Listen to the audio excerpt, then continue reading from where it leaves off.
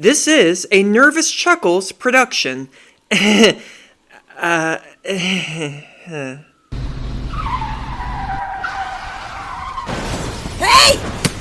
reviewing here!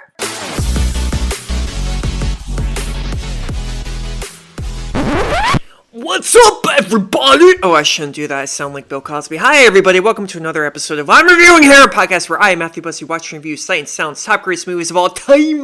What is Sight and Sound? It's a British publication of the British Film Institute. Oh, my dog is licking her cooter right now, and it's, like, really distracting. Frankie, are you okay? Sorry. I'm sorry. I know, you're a doggy. You have to do that. Sorry. Oh, God, this got off to a very awkward start. Hi, everybody. Hope that you're all doing really well. I'm in a good mood. I've seen a lot of movies this week. I had to take my bike in because the pedal keeps getting loose and I can't pick it up until Thursday. It's so funny. The other day I was biking to work and there was a red light and there was a car coming, but I had enough time to like get across the street. So I started pedaling, but then the pedal went loose again. So I was like trying to get off and the car honked at me. And I just, because I'm such a chicken shit, I was like, sorry, I'm sorry, I'm going.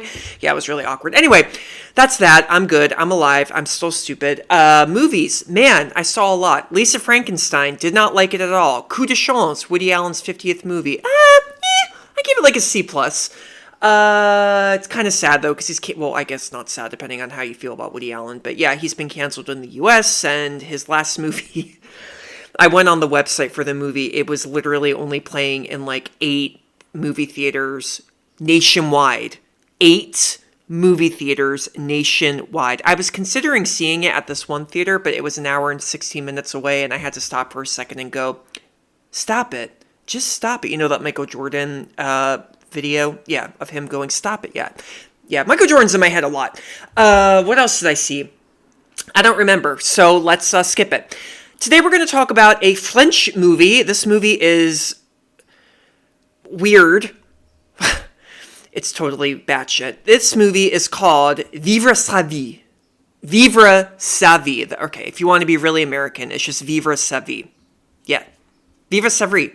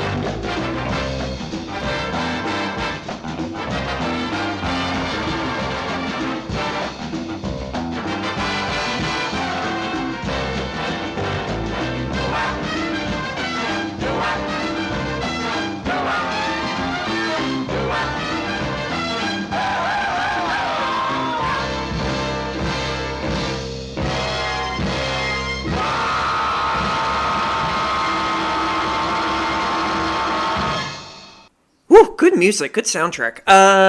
Yeah, so, I'm shimmying a little bit right now. I haven't danced in so long. It's quite sad. I don't even know how to dance. The other day, though, somebody on Bumble was like, you're a good dancer. You do the helicopter well. And I was like, great. Do you dance? No response. Okay, so that trailer, obviously there's no dialogue in that trailer, so you're like, what the hell is this movie about? But from the sound of it, it might sound like Vivre sa vie, which also, if you don't want to call it that, in the US, it was released as My Life to Live.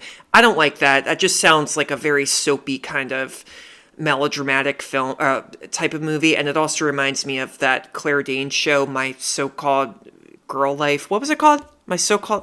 Time out. My So-Called Life.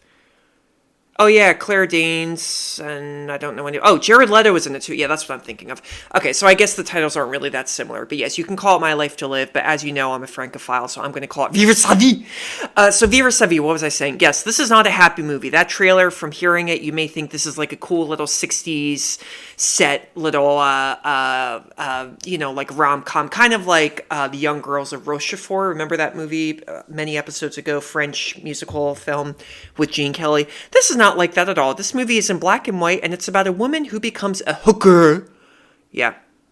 This movie came out in 1962. It's a French New Wave film. It was written and directed by the one and only Jean-Luc Godard. I don't think I've reviewed a Jean-Luc Godard film on this podcast yet. So, yeah, very exciting. Now, Jean-Luc Godard, what do you need to know about him? Jean-Luc Godard was a obviously very famous French director. He's considered to be like the head pioneer, like the head creator, let's say, of the French New Wave. And he lived a long-ass life. He only died in 2022. He lived to be 91 years old, which is pretty crazy. And yeah, he wrote for, he was a film critic for Cahiers du Cinéma, which is a very famous French, obviously, film publication, magazine, whatever. And yeah, he's considered to be the father of the French New Wave. The French New Wave, I'm not going to talk again about what that is. I've said it ad nauseum, what it is. Long story short, French New Wave movies, okay, I'm a liar. I'm just going to quickly say it. French New Wave movies, they don't really have a plot. They're all about modern day life experiences, modern day characters. That's it. The end. Mic drop. The end. Okay. So that's what French New Wave is. And Jean-Luc Godard,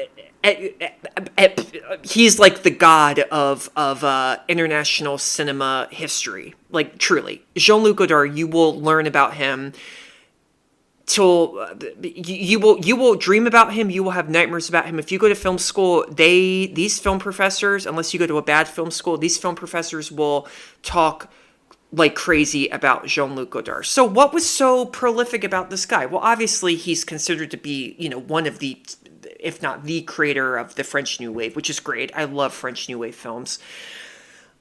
To be honest, Vivre sa vie was only the second film of his that I've ever seen. Yeah, now there are going to be more, I definitely think so, on this list. His most famous film is a movie called Breathless, or À bout de souffle. It came out in 1960. I absolutely friggin' love the movie. And I think what's so interesting is that there's not really a reason why I love the movie so much. It's just one of those films that is just so uniquely riveting and so oddly sexy and just it's like an alluring film, it casts its spell on you. It's bizarre. It's a really bizarre film. They also remade it with Richard Gere, but don't watch that. Yeah, Breathless though, and then this one, Vivre sa vie, is a lot darker and a lot more experimental, a lot more batshit, I think, than Breathless. And also, I'm sorry, and batshit, the movie is not batshit, it's the ending that's batshit, which I'll obviously get to. So Jean-Luc Godard, definitely check him out. Check out his films. Nobody's perfect at all. We know at least pretty much almost, it feels like every single film director from the, 20th century at least had some kind of scandal or some kind of thing, in their life. Jean-Luc Godard, look, I'm not a total fan of him because apparently he was kind of anti-Semitic. In 2010, I believe, he was going to get an honorary Oscar, and something came out that apparently he said in the past, he said some mean things about Jewish people. He was quoted as saying, and this was on television, quote, "Moses is my principal enemy." Well, that's not cool. Moses was a badass guy. Moses, when he received the commandments, he saw images and translated them. Okay. Then he brought the texts. He didn't show what he had seen. That's why the Jewish people are accursed. Oh, Jean-Luc. Yeah. Now, look, I don't know. I didn't know this guy, and a lot of people kind of like to brush this under the rug, but this is now 2024, so obviously, absolutely everything comes out, into the open now, and everybody gets canceled, blah, blah, blah, blah, blah. I don't know if he was actually anti-Semitic or if he was just anti-Zionist. A lot of people said that he was more anti-Zionist than anti-Semitic. Make what you will of it, but yeah, that is kind of worth knowing, of course. But, in this case, I'm just going to separate the artist from the person and talk about Vivre sa vie and this very, very bizarre man and his vision. Yeah. Plots and ups. So, Vivre sa vie stars a very good actress named Anna Karina, I think is how you say her last name. She was a Danish-French actress, and she was married to Jean-Luc Godard when they filmed this movie. So, she plays the character of, and I love this name, Nana Kleinfrankenheim. Wow. So, and I should say too, yes, Vivre sa vie is very much like a visual poem. Now, yes, I've said a lot. If you don't like visual, poetic, artsy films, then you probably won't like Vivre sa vie that much. But, I am going to recommend this movie. Yeah, okay. So, Vivre sa vie, this movie is divided into 12 episodes, each preceded by an intertitle. Each intertitle in this film literally just says what's going to happen in the next scene, but it doesn't say it in sentences. It just basically says like, supermarket, Nana goes to the bathroom, Nana in the bathroom, the boyfriend, the baby. That's it. That's what's in the intertitle. So you're like, oh, okay, yeah. Unusual choice, but okay. So Nana Kleinfrankenheim, she is a beautiful 22-year-old Parisian. She leaves her husband, am I saying that right? Parisian, yeah, sorry. She leaves her husband Paul and their infant son, hoping to become an actress. The couple meet, that's harsh. The couple meet in a cafe, and well, she's also just 22. I mean, she's young. The couple meet in a cafe and play pinball one last time before deciding to end their marriage. Now working in a record store, Nana struggles to earn enough money on her own. My grandmother, we call her Nanny, so this is kind of weird. I keep picturing that. But anyway, Nana tries to borrow 2,000 francs from several co-workers, but they all refuse. To make matters worse, Nana's landlady throws her out of her apartment, I just spat, for not paying for her rent. Yeah, so Nana's in some hot shit right now.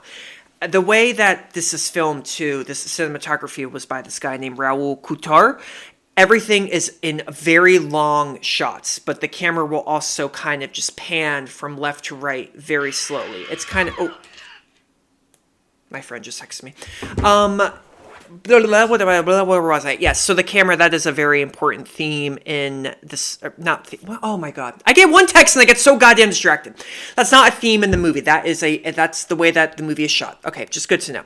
The next day, Nana meets with Paul, who gives her pictures of her son to keep for herself. Paul invites her to dinner, but Nana declines and explains she's seeing a film with another man.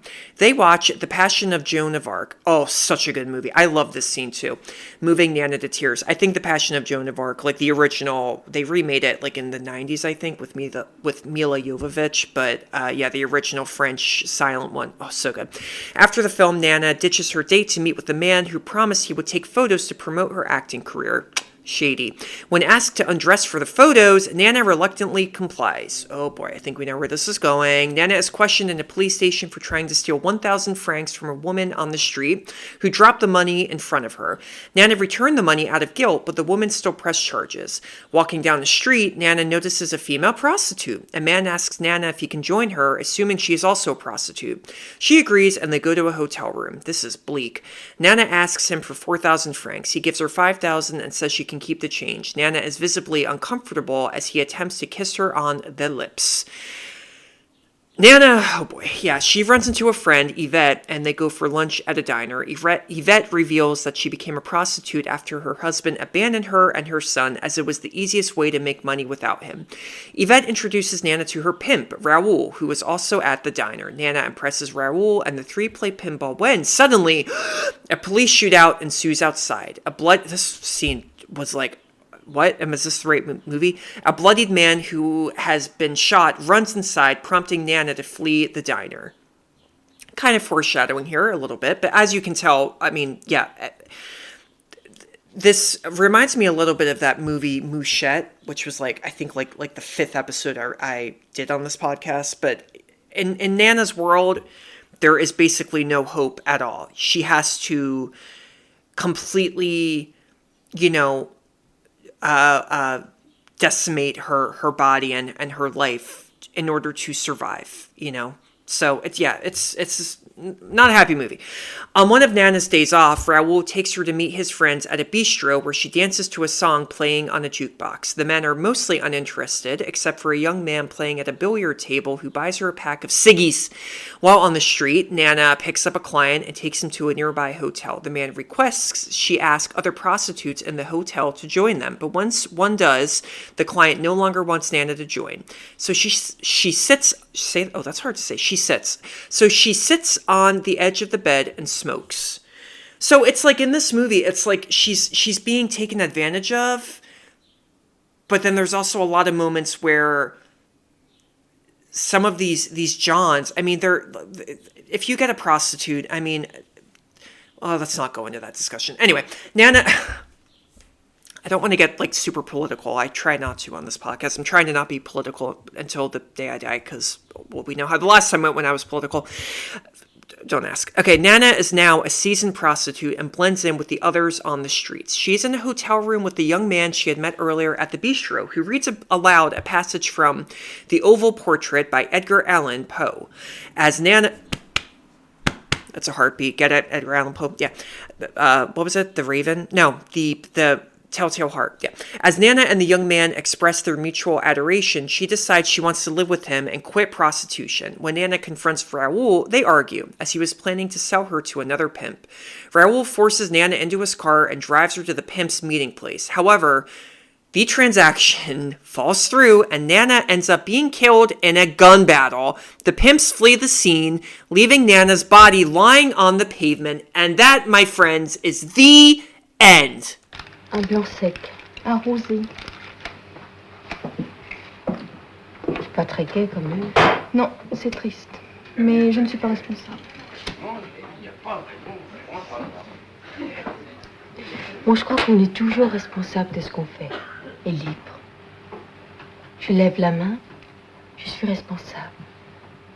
Je tourne la tête à droite, je suis responsable. Je suis malheureuse. Je suis responsable. Je fume une cigarette. Je suis responsable. Yeah, that ending, I don't usually like audibly talk or audibly say shit when I'm watching films by myself. That ending was such a surprise for me. I've seen French New Wave movies. They will go there, as people say, they really will just out of nowhere, like, do something completely drastic and you don't believe what you're watching. This, though, I didn't expect it to end this way. It's so unexpected and so crazy and so depressing. Vivre sa vie. Did I enjoy this movie? For the most part, I did. It wasn't too long. It could have been one of those pretentiously made, like, 3-hour-long films. It's not that. It's very well shot. I don't totally know if it was, like... This is hard to say because, a part of me doesn't really think it's like a groundbreaking film. It's really just a very sad movie about a woman with a really, really crappy life. It's a movie about survival and it's meant to be extremely intense and extremely just awful, I mean, her life is just, you feel horrible for her, but I guess at the same time, though, it is groundbreaking because you got to remember this movie came out in 1962. I think we've seen depressing. There have been depressing movies since the beginning of time, but this, I think, was a real movie that, kind of shined a light on a topic and a real existence that people didn't want to face in cinema, and that was prostitution. How so many women unfortunately just need to go this route in order to survive. I mean, prostitution, we all know it's been around since the beginning of time, and yeah. So I mean, I guess that is kind of what stood out for me the most about this film, was that, you know, it's a brave movie. It's a brave, but pretty daring movie. You know, it's not just because you see some nudity in it and whatnot. It's really just, I think in general, you know, this is Godard pushes the limit in this film. You know, he wants you to feel dirty and icky, and he succeeds. I think the reason I'm like a little hesitant, and maybe I'm a little bit at a loss for words, is that I don't totally know if the movie needed to be so poetic and so artsy and have, you know, the intertitles and have all the, you know, the really fancy schmancy, look at me camera just panning from left to right, like every single time. I just don't know if that was necessary, you know, but it didn't ruin the experience for me. I was just, yeah, I was blown away, but not blown away that way. I was blown away at just how, you know, utterly amoral a message this film has, you know? I mean, the message of this film is basically, oh, if you're going to become a hooker, careful, you might die and you're going to meet bad people, and not in that order, but, you know, you will meet bad people and then you will die, essentially. The end. I mean, Godard, he's got a point there. I mean, yeah, I feel like I'm like holding something in because I don't want to talk about people who are, if you're a prostitute listening to this and I'm wrong, you feel free to message me and I will apologize. I just, you know, I'm trying to be PC. I don't want to piss people off.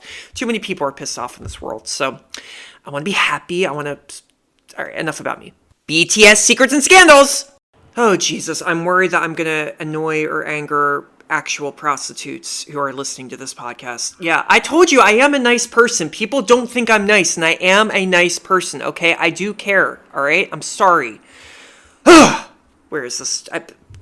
I've had people tell me that you got to be meaner. I don't want to be mean. Okay, so BTS Secrets and Scandals. So this whole movie, this is not surprising. The script fit on one page where the sequence of episodes was recorded. The text was not written in advance, and the actors said what was appropriate for the situation. Completely not surprising at all. Yeah, you can tell that this film is just ad-lib from start to finish. You can. It's weird though, because like I can tell when it's ad-lib because they'll kind of interrupt each other without meaning to. But in this film, though, none of these people feel like actors. None of this feels like it's even being filmed in a weird way. This really does look like everyday conversations, you know? Hence, it being a French New Wave film. Godard, what influenced this film? So Godard was influenced by Où on est la prostitution by Marcel Sacote, which was a study of contemporary prostitution. The film was also shot in 4 weeks only. That is absolutely crazy. A little bit about the character of Nana Kleinfrankenheim. So Emile Zola's 1880 novel Nana tells much of the same story in Vivre sa vie. Her surname Nana in German means home for small francs, or more idiomatically, place for loose change, which is a probable reference to her profession. That's cool. In German too, you got to remember that they combine words all the time. It's like, you know, French students, Französischstunden. Yeah, so Kleinfrankenheim, it means place for loose change or home for small francs. Clever, Godard. Nana's bobbed haircut. I knew this immediately. Her haircut replicates that made famous by Louise Brooks in the 1928 film Pandora's Box. That's one of my most listened to episodes. That was episode 2. People seem to love it. Don't really know why. I really like that movie, but I don't know. I was new. And this also was similar to Pandora's Box because in that movie, Louise Brooks's character, she also falls into a life of prostitution, and she also has a horribly sad death, just like Nana in this film too. So yeah, it's interesting. It's interesting when you watch movies and you learn about what inspired everything to begin with. Prostitutes from different works of art. Yeah, like a book's like a work of art. No, not really a book. Prostitute from a book and a prostitute from a movie. That's what I meant to say. Mais est-ce que je suis d'accord avec les critiques de ce film? What did the critics think of this film? Well, yeah, they really liked it overall. Stephen Ray of Philadelphia Inquirer said, Godard frames and edits his shots, moves the camera, uses music, and deploys his actors in ways that still seem radical, even as several generations of directors since have cribbed and stolen from him. Yeah, I think like that's the other reason why the cinematography in general, it just didn't blow me away. But I guess when it came out and you saw it and you saw how different it was, it must have been pretty cool, especially if you were, a film nerd like me. Christopher Long of Movie Metropolis said, if we were to reduce all of world cinema to just a dozen images, Karina's perfect pensive face would have to be among them. Yeah, she's so good in this movie. She's got that face that's like a painting, she's so good. Such a heartbreaking performance, too. Ryan Gilbey of Observer UK said, you can see now what Bernard Rose, Mike Figgis, Lars von Trier, I do have a speech impediment, thank you very much, and all the other DV-fixated filmmakers are striving for. They're trying to reclaim the freedom, the weightlessness of cinema. Bravo to them. That's why people love Godard. That's why filmmakers love Godard. Because there's freedom, that is a key word here, freedom. Freedom. There's freedom to do what you want with the script and with the camera and just make it depressing, make it stupid, make it funny. Who cares? Who cares about the critics? Just do it, Yeah, you can see that a lot. I've only seen 2 Mike Figgis films. He did Leaving Las Vegas. Is that what it was called? Or am I thinking of Vegas Vacation? The movie with Nicolas Cage, he won an Oscar for. He plays an alcoholic. Tom Milne of Time Out said, 12 Brechtian tableaus chronicle the life and death of a whore, starting out as a documentary on prostitution, ending as a monogram B-movie. It is a B-movie ending. Is that a good thing or a bad thing? You decide. I saw this movie a while ago, and I still cannot get that friggin' ending out of my mind. Nick Pinkerton of Village Voice said, star Anna Karina was in the brutal early rounds of marriage to her director, who was never more doting and egghead condescending than in this showpiece. Egghead condescending. Well, Nick Pinkerton, did you know him?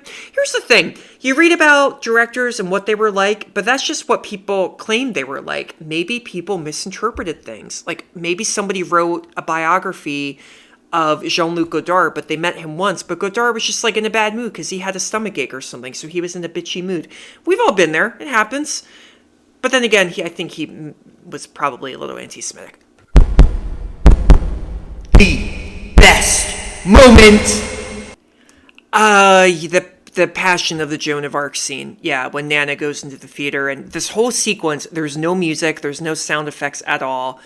You just see the subtitles, the scenes from the film, The Passion of Joan of Arc. And it's a movie where, we all know what happened to Joan of Arc. She got burned, I think? She got killed. She was executed because of after being arrested, because everybody thought, what am I trying to say? She thought she was the daughter of God or whatever, and so they thought she was a martyr and they killed her. But yeah, that's a film too where, again, she is just trying to survive, and it's such a heartbreaking moment too, because you see Nana start to cry. Very poetic, beautifully done. Yeah, that scene. Oh, I need to watch that movie again. That was a movie I had to watch either sophomore or freshman year of college, and I used to fall asleep occasionally in film class because my one professor was so boring, but he did show us that movie, and I was like, oh, this is good. Yeah. Netflix. Got Netflix this right now. Is it really one of the best movies of all time?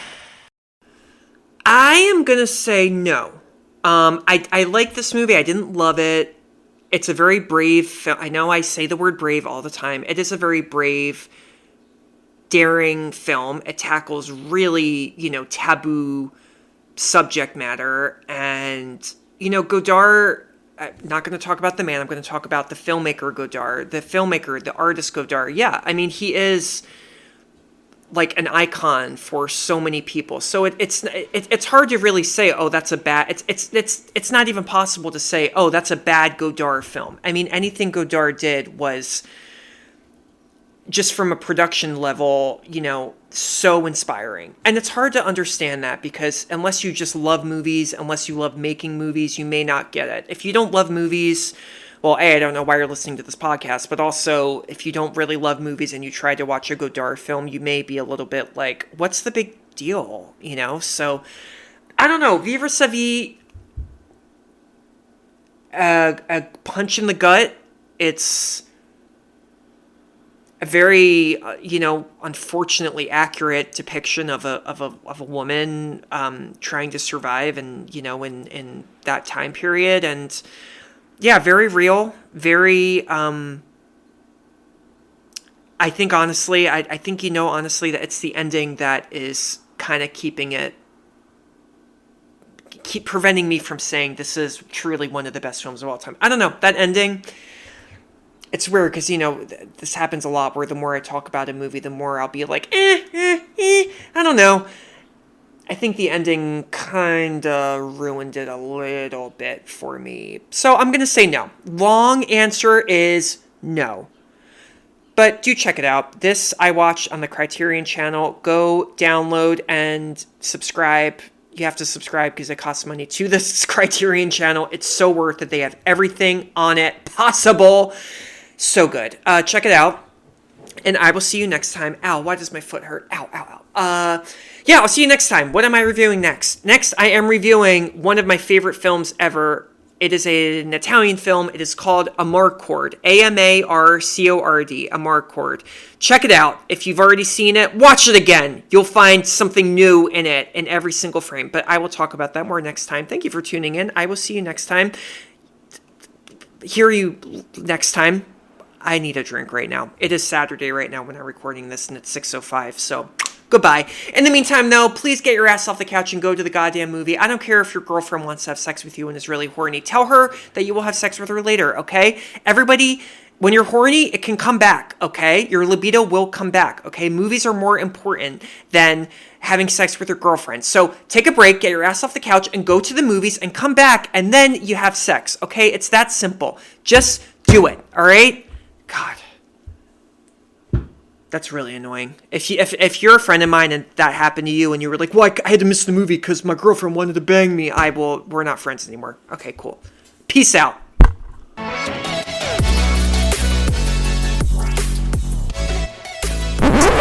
Oh, you made it. Thank you so much for tuning in to another episode of I'm Reviewing Here. New episodes drop Tuesdays and Fridays. You can get this podcast wherever you get your podcasts.